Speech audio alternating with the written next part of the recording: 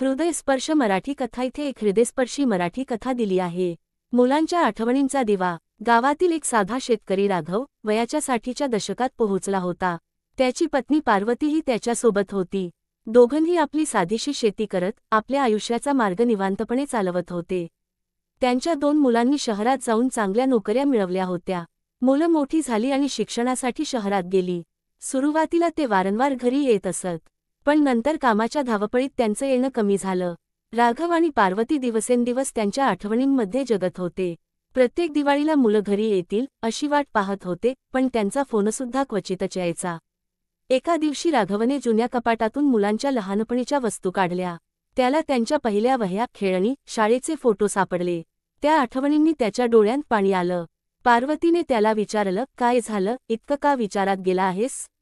तो म्हणाला, आपली मुलं आता आपल्याला विसरली असावीत, पण आपण त्यांच्यासाठी काहीतरी आठवण ठेवूया. तेव्हापासून त्यांनी एका कोपऱ्यात दिवा लावायचं ठरवलं. त्या दिव्याला त्यांनी आठवणींचा दिवा असं नाव दिलं. रोज त्या दिव्यासमोर बसून ते मुलांसाठी प्रार्थना करत. एके दिवशी अचानक मुलांनी गावात येण्याचं ठरवलं. घरी पोहोचल्यावर त्यांनी आई-वडिलांना त्या दिव्यासमोर बसलेलं पाहिलं. आईने त्यांना सगळं सांगितलं. मुलांना आपल्या चुकांची जाणीव झाली.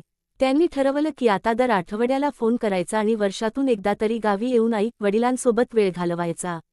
आई-वडिलांच्या चेहऱ्यावर आलेलं समाधान पाहून मुलांनाही कळलं की पैसा आणि यशापेक्षा कुटुंबाचं महत्त्व अधिक असतं. शिक्षा. जगाच्या कोणत्याही कोपऱ्यात असलो तरी आपलं मूळ कुटुंब कधीच विसरू नये.